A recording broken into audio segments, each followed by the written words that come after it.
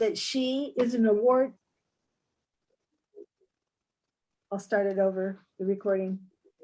Peggy Hill's business card declares that she is an award-winning speaker, writer, and plant. Oh, we won't get into that last term. She joined UAB Toastmasters in 2015, and she has served as a club officer since 2016.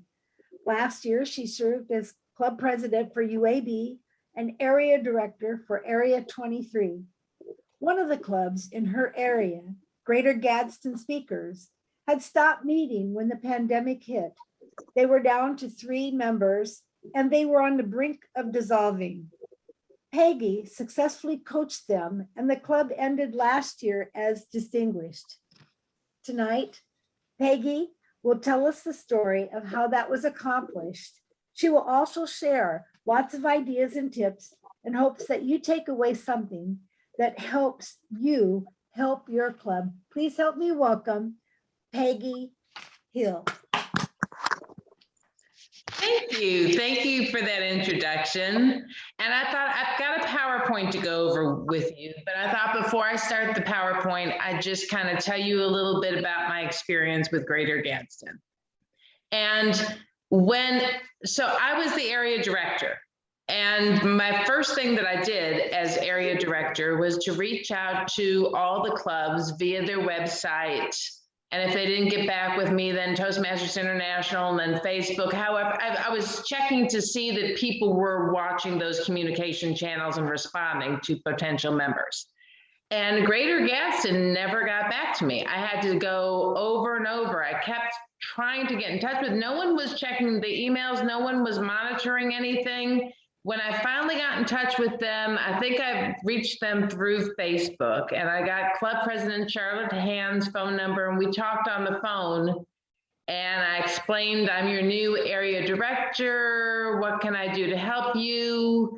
And she explained that the club was down to 3 members. They had not met since COVID hit in March, and they hadn't turned in their club officer list, so they lost the easiest point to get. They'd already lost, and they just weren't. They were all burned out. There were 3 of them who'd been trying to hold that club together for forever. They were completely burned out, and she was kind of just wanting to let it go.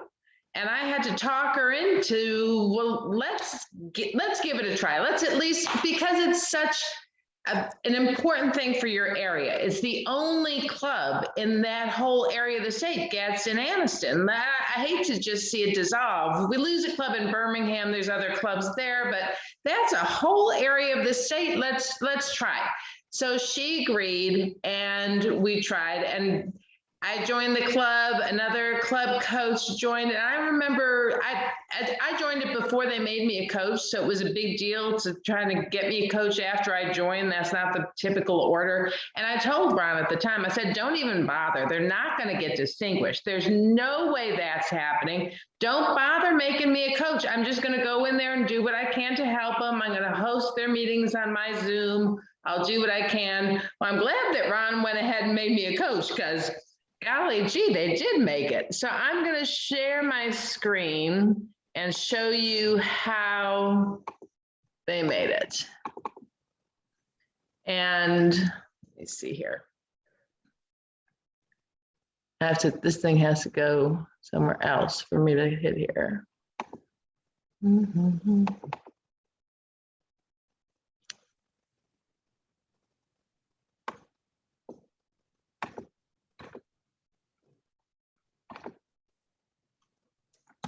Okay, so this is how we ended up doing it. And what I didn't realize at the time, and this probably is not applicable to a lot of other coaches, I never thought they would get this many educational goals. And the only reason they were able to get that many educational goals with that few people is the year before, all 3 of the members had got their level 1s, but they had never been approved in Club Central. They'd only been approved in Base Camp. So they had most of this education stuff was things they had done prior, but it had not been properly approved. And my point with telling you that is that it's important to know the club and those little details to be able to help the club. And you have to know those kinds of things, and you have to kind of delve into it. I didn't figure that out until I was with the club for a number of months, and then realized that we had all these educational goals that had already been met that we just hadn't gotten credit for. So we got those 3 educational goals, and then we got the 8 new members. And I know that membership is a huge deal. That's what most clubs struggle with. And I will tell you that the way we got those members, one of them came because I told you that I wasn't getting any response when I tried to contact the club. So after I was involved with the club, I had those email contacts changed to be me, so that I'm in charge of contacting those potential members. And we had a great contact, somebody who'd been in Toastmasters before, was very active, was an officer in her club, and she contacted us. And if I had not changed where that contact was going to, we would have lost her.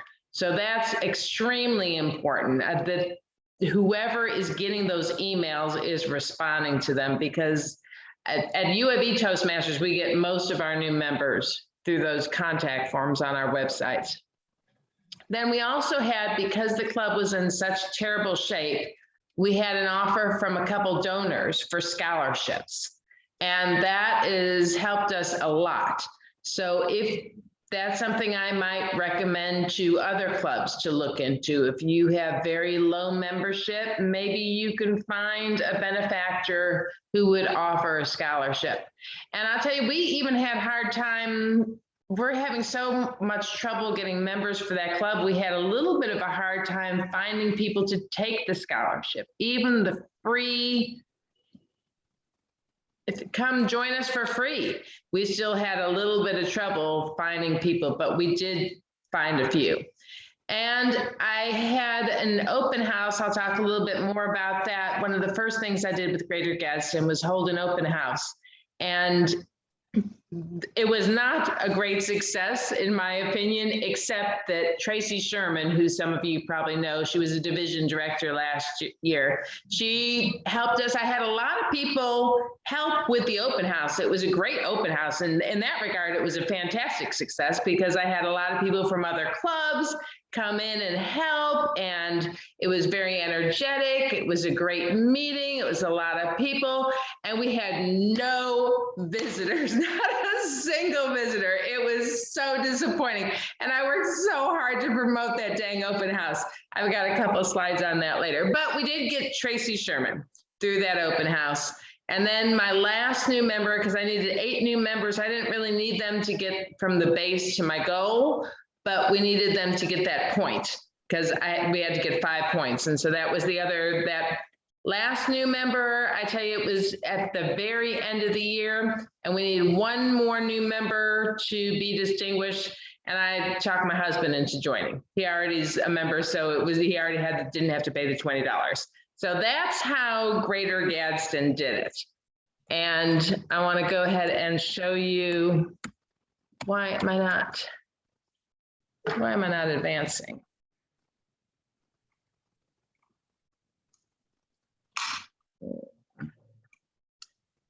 I'm going to stop sharing and reshare, because I don't know what happened there. And then I talked too long on one slide. Okay, so in this presentation, what I want to do is talk more about some other ideas that I have about how to encourage people to get those educational goals. And then I want to talk about membership. And mostly my membership things have to do with member retention, which you need in order to make that +5 goal.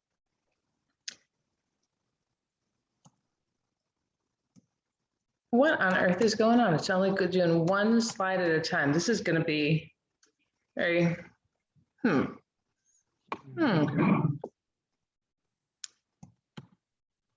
me turn off my video. Stop share.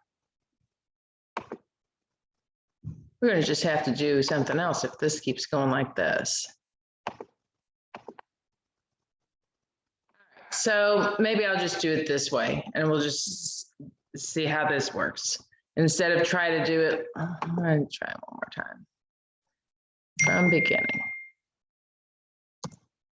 All right, so one of the things that how we encourage people to complete their educational goals, we have ribbons for the icebreaker and for all the levels, and then for the proficiency at the end. I know a lot of clubs also do certificates. And then this is something really cute that UAB Toastmasters does that I really like. In the old educational system, we had the Triple Crown Award. You had to do 3 books to earn the Triple Crown, which is a lot of work. Well, when Pathways rolled out, one of our members completed 3 levels in a year, and he's like, I won the Triple Crown. And I'm thinking, that's probably not a real thing, or they made it, it's probably not that. But it's still a good goal. It's pretty much work. So I decided, well, why not? It could be our Triple Crown. We can make up all of our own awards if we want. So I cut out the crown and Dan Award because he won it. And this is Guilherme. He's a new member of our club and I'm his mentor, and he gave his icebreaker the other day, and I have challenged him. Guilherme, go for the Triple Crown Award. You can do it. So this is him modeling the Triple Crown. And it's just something fun, something a little unusual to motivate your members to do something new. So I think that's a fun idea. And this, I don't know, I have never had such trouble with the PowerPoint freezing up like this.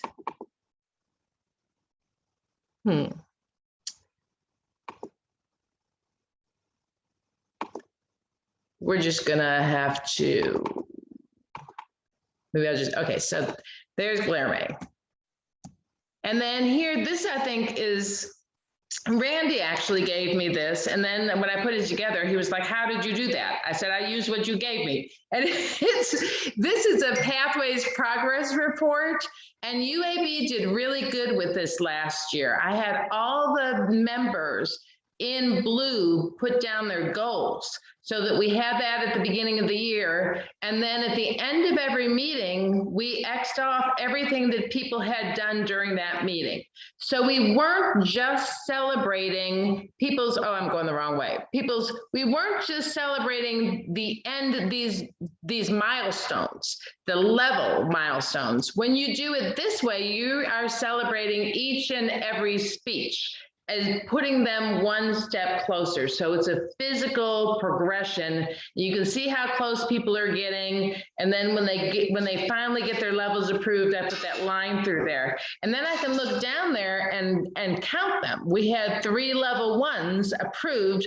I had some other people had a level 1, but they didn't get it approved yet. So it just is a very quick visual. I really like this chart, and I encourage you to use that if you're not already doing so. And then one other thing that we did to encourage not only participation, but educational goals, and we did this for a long time. We ran a participation contest. They would run for 3 months at a crack.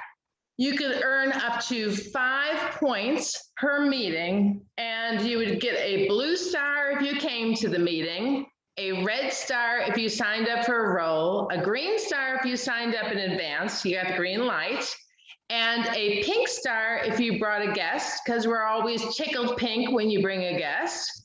And then we had a gold star if you gave a speech.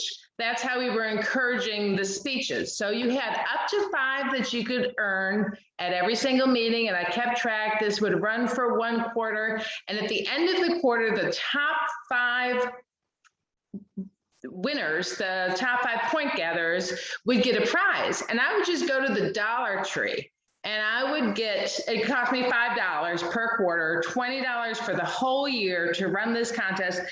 You wouldn't believe the good stuff you can get at the Dollar Tree. It really is surprising. And I would usually at the very beginning of the contest, I'd put them in a bag and I'd bring them in for table topics. And so to kind of build hype and excitement around the contest, we'd have it as, I'd pull something out, the turkey baster.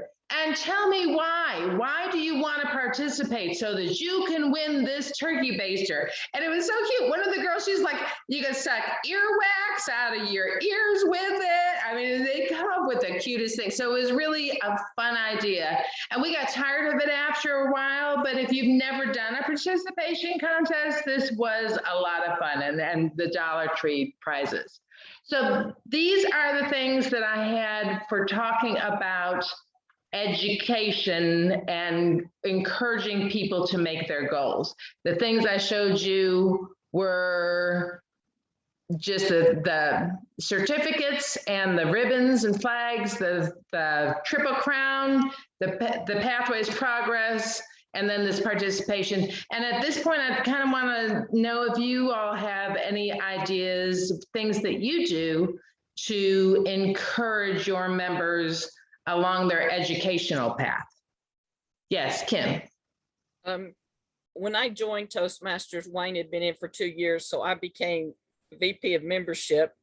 This was in June, and so when August comes, he says you need to come up with a membership building contest, come up with points and stuff.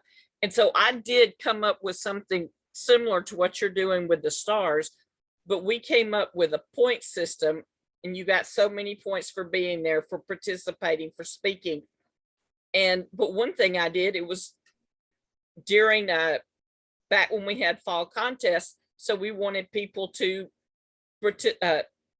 help the area and division. So you got points for being at the area contest or the division contest and things like that, not just within the club, but doing things out of the club. And we did usually get something cheap. In fact, Susie showed me a photo of a Toastmasters mug she has, and I was thinking, yeah, we need to get with our VPM and run that again, and that could be the prize. But those are very good ideas. And I think it encouraged the club members as well. That sounds great. Thank you, Kim. Yeah, I like that to have your contest extend beyond just the club level into more the wider community. Anyone else have? Go ahead. I wanted to mention to you is that pathways chart, I got an online version of the pathways chart back when I was PQD, and I had Ron send it to all of the club VPEs because it came up in our training, the very first training. And so that's another way. Of course, if you're a hybrid club, you usually have to have a computer with you so you can fill it out on the computer while you're at the meeting too. Anyone else have anything that they'd like to add about how you're recognizing educational goals? Well, I haven't done this, but Lillian Cook does this very well. When we end our meeting, she'll go on as VP PR, and she will have a gold trophy that fills the Facebook screen, and in it will be best speaker, best evaluator, best table topics. First time I saw it, I thought, oh, that's cool. But every time I see it, I'm more and more in love with it. And the reason why is because it recognizes members. It's very simple. There's nothing to take away from the message that they're the champions of that meeting. And I think those that are on Facebook and see that really appreciate that. But I've also seen people comment on it and that they're going to steal that idea. And I think it's very simple, but it's probably one of the most effective posts on Facebook that I've seen for member recognition. We do something similar at the end of the meeting, the top Toastmaster of the evening, we take their picture. We have a little traveling trophy. It came to at one of the district events. You guys gave out little trophies at the table at the end of the district events, and we've kept that. And that's our traveling trophy. And so we'll take a very similar thing. We'll take a picture of the person who won it and post that on Facebook. So, well, that's a really good lead in to I still have a few of those trophies, by the way. Oh, great. So that's a great lead in. I want to go from what we're doing for education and then member retention and encouraging new members, because I think that those kind of go together. And one thing that we just started doing is these nice member certificates.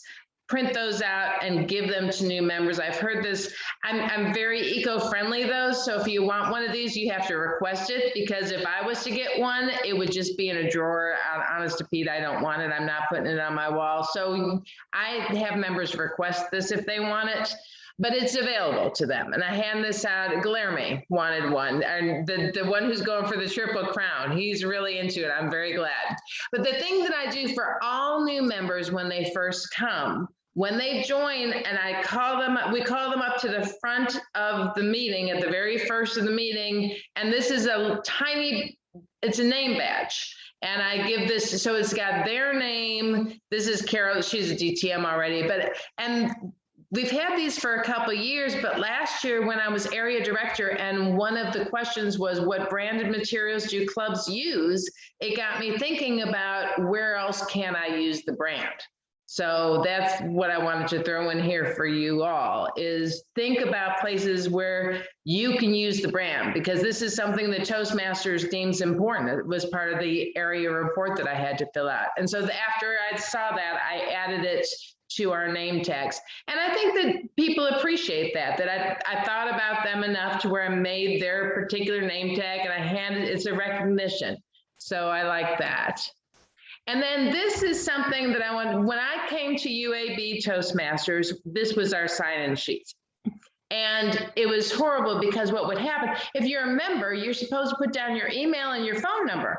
Well, I'm a member, you know who I am. I'm not going to put that down there. So people wouldn't put it down. And then a guest would come. Well, nobody else is putting down their email and their phone number. I'm not putting it down. So then they wouldn't put it down and we wouldn't have it. And so then the president at that time was asking all the members to put it down. I'm like, well, you already got that. This is a lot of trouble for me.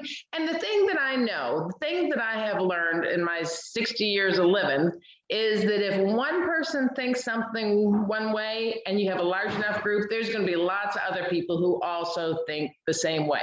And if this is annoying me, then it's probably annoying some other members that where they're being asked to give all this information. It's like the same thing when your credit card and you go through that little automated thing, you have to put in all your, and then you finally get a person and they're like, can I have your credit card number? And you're like, why I just gave you everything. So I don't like that, it annoys me. So what I did is I changed the sign-in sheets so that members didn't have to give me all that information, but guests did. And it was very clear, and the guests started giving us all their information. The members liked this. They appreciated the fact that I had gone to the trouble to make this specific, that they didn't have to fill things out. I think it was very well received, and it's just a little thing, but it's just, sometimes I think it's the little things that say to your members, we value you, we value your time. This is important that we do things in a certain way. And then when UAB let us go back live and in person, after we're live now, but they need on our sign-in sheets emails and phone numbers for everybody, and I'm not going to have my members have to put all that down each and every time, and then nobody's going to be able to read their handwriting anyhow. You know how people are when they sign in. So I changed the sign-in sheet again. Now, I like the old sign-in sheet better. It's a little cleaner to read, but I just think that that is a nice value for members. So I wanted to bring that in. And then the other thing that used to annoy me when I was first joined is the way we did our agendas, because the president would print out these agendas and bring them to the meeting, and he'd print out a big stack, and most of the time they'd all be in the garbage at the end of the meeting, and half of them would never even get picked up. have, he'd print out more than we needed. They'd all end up in the garbage. Like I said, I'm kind of eco-friendly and I did not care for this. So what I did is I came up with this big eco-friendly agenda. And I don't print out UAB Toastmasters unless we are having an open house, we don't print an agenda. It's been emailed to everyone ahead of time. If you wanted to print one, you could, but this is a big whiteboard. And we fill it out and erase it and can change things at the last minute. It actually works better than a printed agenda because you're always making those last minute changes. You've got places that need to be filled in at the very last minute. Somebody didn't get there. You got to erase them, put somebody else in there. And this is big enough that people can see it throughout the room. This is well, I've got it in the other room. I could go show you. And then at the bottom of this big whiteboard, I have our DCP goals. And I put down where we are with our goals. I have that little list of goals, 9 is President's Distinguished, 7 is Select, and 5 is Distinguished, and where we are now, and then our membership, the base, the minimum, the current. I have all those things right there so it is in front of people and it's right at the bottom of the agenda. And for me, I think that that's a club value that we have is that we value paper, we value people. It's eco-friendly kind of thing. And I think that members like to see that a club stands for something else too. So I think it's good. I think it's been very good for us. One other thing a couple other things I wanted to mention, and this is Protective Pacesetters Club. They have their information for their Zoom meeting right there on the home page. If you're going to put your information for your Zoom out there, don't hide it under meeting information and directions. That was advice that someone gave to me, and I thought it was excellent advice. If you're gonna, and I know it's controversial, some people don't like to put their Zoom link right out there because they're worried they're gonna get bombed. But I think we have so many Zooms going on right now, they're gonna bomb somebody else. I don't know. I've never had a problem. We've been doing it. We did it the whole time we were meeting on Zoom and never had a problem with it. So I would encourage you to, if you are having your Zoom link available, stick it right out there where everybody can see. And the other thing, and this is something Randy told me, and I don't know why I didn't think of this beforehand, but when we first started doing Zooms, we meet the 2nd and 4th Tuesdays of every month. And so about every 3 months, there'd be a 5th Tuesday. And that would throw me, so I had my Zoom set up to be every other week, but then you have that 5th Tuesday and it throws you off. So I'd have to start a whole new Zoom and it would run for about 3 weeks. So then I got to change all my links everywhere and members got to, and Randy's like, why don't you just set up the Zoom for every single week and we'll just use it when we need to. Genius. And so it's the same, it's just there. I never have to change it. It works on, we just don't use it on the weeks we don't use it. So I wanted to share that little tidbit. And then the other thing, I was just online yesterday, I showed this to Randy, and all of a sudden it popped up, is your club meeting online? I think this is something new TI is doing, because I know that when Greater Gadsden was meeting online, I tried to put our URL on our club demographics and there was nowhere to put it. So I think this is fairly new. The TI has added a specific place on club demographics for you to enter your URL. And I just updated protected. Go ahead, Kim. I'm sorry, I didn't want to interrupt you, but I wanted to say something I found out on the club website. When you go hybrid, there's actually 2 places you have to put your address if it changes on the club website. There's the meeting place, but you also have to go into maps and change it on the Google Maps as part of the website, or it'll show up from your old meeting place.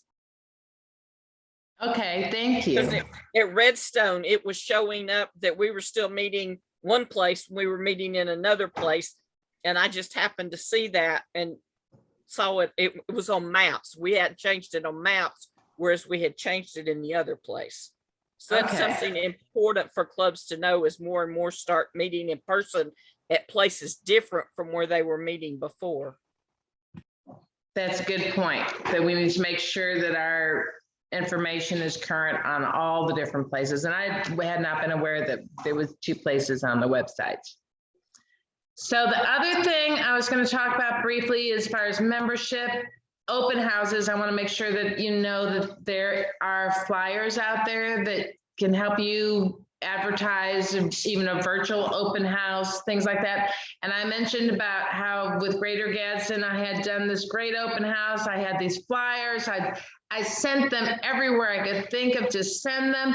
And I boosted it on Facebook. We had 47 likes, 2 loves, 1 care. I don't understand what that's about. I think they hit the wrong button. And then guess we had 4 that were definitely going, 15 interested, 1 invited. I thought we are going to have a fantastic open house. No one should I get that. It was just Toastmasters. It was so disappointing, but I just don't let Facebook fool you. Don't get overexcited when you see those big numbers. A lot of people just like to support you by liking things. And then that one thing I did want to mention, I noticed, especially as area director, I hope that most clubs have fixed this by now, but when I was area director last year, a lot of clubs had transitioned to meeting online, but they hadn't transitioned their information packet. Their information packet was all still hard copies. They didn't have anything to send to somebody as an email to attach the information that they would have had. So this is my information packet for both hard copies and emails. And I do the same thing for both of them. And if you're going to have an open house, I'm talking to a lot of experienced Toastmasters here, so you all know most of what I'm telling you. But if you're going to have an open house, make sure that you have a letter prepared to where whoever comes to the open house, you can immediately send them a letter, send them information, do that follow-up and do that quickly. So make sure that that's all in place when you go to have your open house. And then just quickly, these are the things in my information packet. It's the same list that I gave you before. And I also wanted to mention that they are also, so for consistency's sake, if you were to go to the website for Greater Gadsden speakers and that public download button, you get the same information packet from all the public download as you would get if you were to contact Greater Gadsden and ask them for information. So that's very consistent. I like that. And that is all I had. I was wondering if anybody else had anything that they would like to add. I wanted to thank you for that, but I was also going to tell you, don't feel bad. I remember Tamara and I attending a meeting at Greater Gadsden open house, and it was all Toastmasters. That's a tough location, I guess. And that must be it. I'm just gonna have to try some new things. I was gonna mention, I'm learning a lot from working with Randy over at Protective Pace Setters. And Randy, with our open house, with Protective Pace Setters open houses, he's getting guest speakers from the area or from Protective Pace Setters.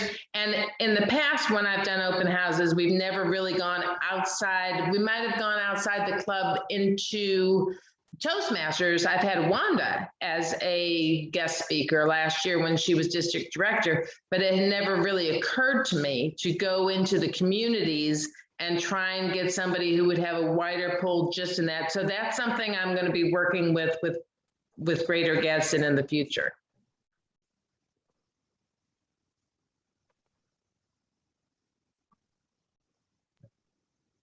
Oh, I did find out something on Club Central just today. It's going to be an interesting tool. There is a section under Club Central where you can promote open houses or youth leadership program. I did not know that till today. And do you know what happens when you promote in there? What if you fill in your information for the open house, Randy? How do they help you promote that? That's what I'd like to find out. Okay, so we're still working on that. You just saw that today. I just saw that today. I thought that was interesting. Maybe we can ask that on another Facebook page just to see the information, see what they, what's happened. But certainly if it's free, it's worth looking into. And one thing I forgot to mention to Susie, go ahead. Go ahead. Al. One source that you could tap into would be your local Rotary clubs, since we have a partnership with Rotary. I know that I have sent many Toastmasters from various clubs in our area to our Madison Rotary that meets on Thursday mornings to give a talk on whatever it is they're doing. Not necessarily in Toastmasters. A lot of them are entrepreneurs and have their own businesses, but it gives them a chance to speak outside the club, but it also gives the awareness of Toastmasters and our relationship, right? So it might be something to tap into. That's a great idea. In fact, I tried to do that with Greater Gadsden, but their Rotary Club looks like their website hasn't been updated. Nobody's answering the phone. I think they're defunct out there. Anyone else have any ideas to share about membership building? I was going to mention the Speechcraft. I know that a lot of people are pushing Speechcraft as a way to membership build. And that's something that Randy and I have been talking about a little bit, and I'm looking into and considering that. I'd like to ask you a question specifically more about UAB. Wayne and UAH is trying to start a club, and in fact, they had it ready to go, and they were visiting Redstone for the second time to make sure they knew what they were doing, and COVID hit. The very next week, we stopped meeting in person. And so those two guys have graduated. But they're back starting the club, and they have the support of the university. And I was wondering how many people are students at UAB? So what I know about the history of UAB is that it was originally started by a woman who was working with the students, and she was trying to help the graduate students who had to do dissertations and things like that. That was her goal, was to help those people. And when the club first started, we had a lot of graduate students, and we had support from the university. We were an official club. And then at some point in time, our membership fell to the point where the university stopped supporting us. And in fact, some club members thought we were sneaking into the room, and the university didn't even know we were still meeting there. They were like, wait, shh, don't tell anybody we're in here. But so we are not an official, right now, we rarely have students. We more often will get employees of UAB. And I would say that probably a quarter to a third of the club is associated in some way with UAB, maybe has a UAB email, but we're not closely tied to them. Although we're trying to reestablish those connections, and we are legit now. I have an actual badge that will open the door so that nobody's sneaking into the room. And we are working a little bit. We had to, when we came back after COVID, we had to get sponsored by the communications department. So it is a better relationship that we have with the university now, but we're still not an official organization, and we get no money and none of that support from them. Okay. Then I shouldn't direct the students to visit your club online. I'm going to try to get them to come in person to a club up here to see more what's going on. They're wanting it to be a strictly student-run organization. And so we're kind of, standing back and let them do that. But we do want to encourage them to make sure they know the Toastmasters way as well. And the one thing I would say about that is you get a lot of rollover with if it's just students, and then the summertime comes and they go, and if you're going to do it like that, you might want to target more the grad students who are a little bit more stable, and a lot of them get jobs in the area, just so that you can have some stability. Well, there's a reason UAH is called University at Home. It has a whole lot more students that are located in the Huntsville area than at other, say, UNA or other schools. But thank you for that information. Sure. Susie. In December, I'll be filling your spot, Peggy, moderating a panel on member engagement and retention with Roy Ganga as one of the panelists, Ron Hicks as one of the panelists, and then past international director from my home district, Mary Morrison. And each one of them have taken a segment of that pie. And it'll be a really interesting hour because I'm not doing the talking, I'm just doing the moderating. And there'll be a time for Q&A afterwards. So just want to encourage you to tune in. What is it, Wes? December 13th. Great, great. I look forward to that. That sounds very interesting. Yeah, it's difficult. It's a challenging time. It really is. It's challenging. This being online, and I agree with Randy. There are opportunities there, but there's also challenges. So, anyone else have anything else before we adjourn? I would like to, Peggy, I would certainly like to thank you for your presentation. That was very interesting. Now, I'm on my little Android here, and everybody was cutting in and out. And you have frozen, Wes.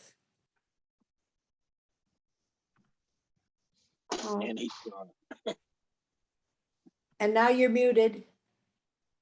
Okay. At one point, Kim got to the point where she was just about to see this great revelation, and then it cut out again. So I'm getting bits and pieces, but I'll be looking forward to seeing the recording. But I'm glad the presentation went off. I'm thrilled about that. We are Toastmasters. We adapt. Yeah. We a lot of good ideas are presented here. I'm very, very grateful for your input, and I'll be looking forward to future presentations. One thing is interesting. I noticed on the chat and all the participants, everybody's there, but I'm not listed. So be it known that I'm here. All right. Well, thank you all for coming. And I look forward to seeing everybody again at next month's presentation, then again in December for Susie's. I have one. Oh, go ahead. Yes, Tamara. A great presentation. Good evening, fellow Toastmasters. I just wanted to thank you always for your creative tips.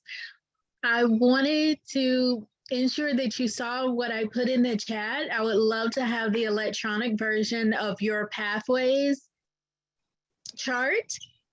I have several, but I would like to try yours. And also, what else did I put in the chat? Oh, I would like a copy. I would like a copy of your new member certificate. And yes, You just want it all. But that was a great point to check our public access points, because Iron City is sort of like an inheritance club where all the new members sort of vanished, and I'm not sure who checks the public access point. So thank you for that. And I'm VP of membership for the first time anywhere. Something I can tell you from my knowledge is that anyone who goes to Toastmasters.org, they're going to send it to whatever email address you have on file at Toastmasters.org. So we change it every year to the new president so that they come to the president. But so that's something you can check on Club Central, check your club demographics. As for if they come to the website and click it, that's a whole nother story. Usually you can have, if you use Free Toast, you can have it go to 3 different people. And so usually it's someone like the president, VPPR, and VPM. But each club can determine that on their own. Thank you, because I don't have passwords for a lot of things from the original club, but thank you. I'll check Club Central after this. Thank you. Thank you all. Hey, Peggy. Uh-huh. Hey, this is Ron. Hey, thanks for doing this for the coaches. Great outlook, and I think it's great synergy as we continue to go back in as a group. And I'll just speak for Kevin because he sent me a note and just say, hey, thank you. Thanks, coaches, for all the hard work. Just continue driving us forward. We need each other to get through this year. And it's instrumental as we work through it to help us glide back into being hybrid or in person. It doesn't matter, but either way, we got to keep enthusing our members so they want to be part of what we're doing. They continue to want to be part of what we're doing. All right. With All that, right, great. Peggy. Thank you all for being here. Thank you, Peggy. Peggy, All right. thank you. I thank you, Peggy. Thank you. Thank all the participants. And as meeting host, Peggy, you can take it away. All right. Good night, everyone. Good night, Peggy. Thank you.